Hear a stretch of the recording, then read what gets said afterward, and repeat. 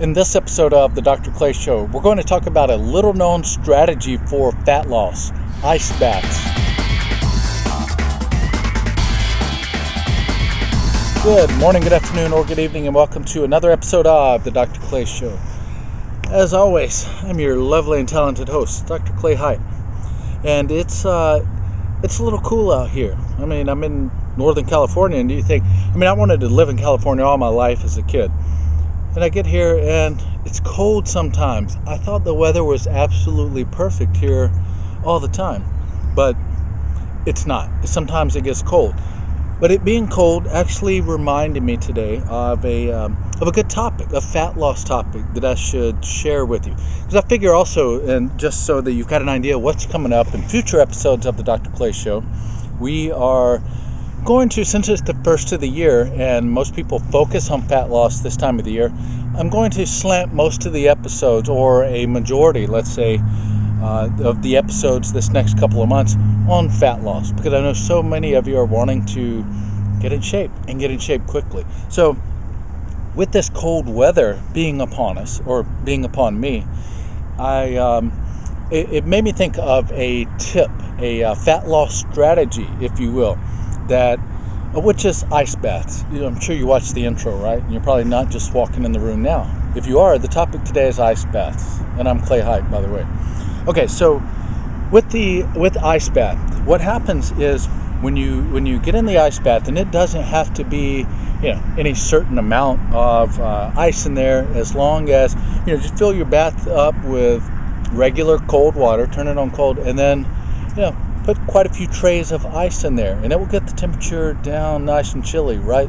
Pretty close to freezing, and that will suffice. Okay, so once you got yourself in the ice, easier said than done, by the way.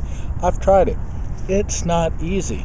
I was going to try to think of something that's difficult to do, and I was going to point out that it's easier for me to do that than ice bath.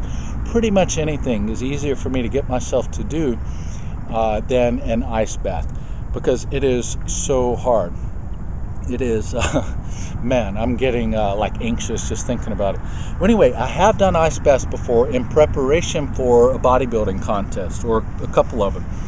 But I've got to admit, I probably haven't stuck with it long enough to really see if the, what type of benefits or how significant the benefits are. But here's what happens. Once you get in the ice water, your body, in an effort to prevent hypothermia, which is your body's core temperature getting too low, and which can eventually kill you, your body will, in order to protect you from that, will heat up.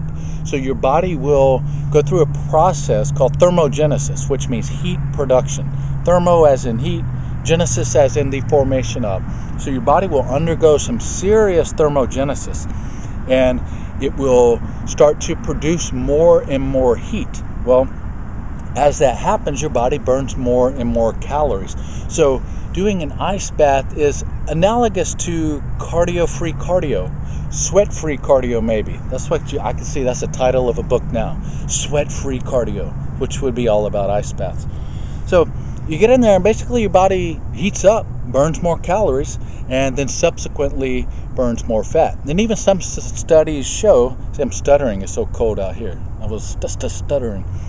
Some studies show that fat loss does speed up, and then people that are in really cold climates, over time, their rate of fat oxidation ramps up. Anyway, so there's some proof to it. It's not just theoretical, it's actually scientific. The problem is it's not real world applicable, really. It's not very user friendly. Like I said, when I'm getting ready for a bodybuilding show, I'll do just about anything to get lean. I'll walk from here in the Northern California, San Francisco area, I'll walk from here to LA and back if I know it will get me shredded for the contest, so I can look decent on stage, right? Well, given that, I decided, as I would prepare to get in the ice bath or to think about putting the ice in there, I think, man, I would just rather do 20 minutes more cardio or whatever. I'd rather do that than the ice bath. So I'm going to always shoot you straight. I'm never going to blow sunshine up your skirt. So I'm not going to sit here and tell you that I've tried it and it works great. I don't know. I've done it here and there, but I was also doing a ton of cardio and so on. So I don't know how well it works. I can't say, but according to the science, it works, and it works quite well. Would you get the same benefits doing a cold shower, which is much more reasonable? The answer is, I don't know. I'm sure that to an extent that would work, but I don't think that it's going. In fact, my educated guess, I'm going to say quite certainly a cold shower is not going to work as well as an ice bath, because you're just not, for one, the water is not as cold, and then two, you're not submersed in it. You know, the surface area of your body at any given time covered by the cold water is not going to be high enough. So it's not going to cool your body off enough and therefore force your body to create as much heat. But a cold shower will probably burn more calories than a warm shower.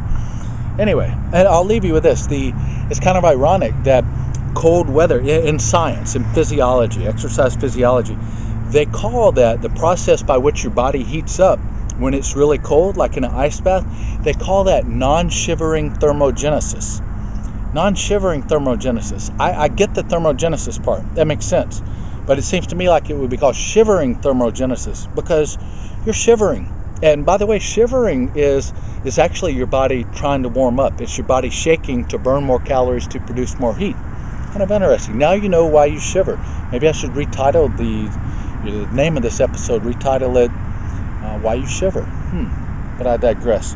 So anyway, the rate of the overall benefits and the main thermogenesis that occurs as a result of the ice bath, I guess the term non-shivering thermogenesis, maybe I should have researched this before the show, but pardon me while I just think out loud, is that I think it has to do with the fact that they're talking about thermogenesis not having to do with shivering. That yes, our body undergoes thermogenesis when you are shivering, but they're talking about that the cold, the submersion, the ice bath submersion is causing thermogenesis above and beyond that which is induced by shivering. All right, my friend, enough about ice baths and fat loss. I feel like I'm getting leaner right now. Even though I'm not in an ice bath, I feel cold enough to force my body to heat up and burn some extra calories. So maybe I'll sit here for a little bit longer, realistically, probably about 10 more seconds as soon as I turn that camera off. All right, till next time, my friends.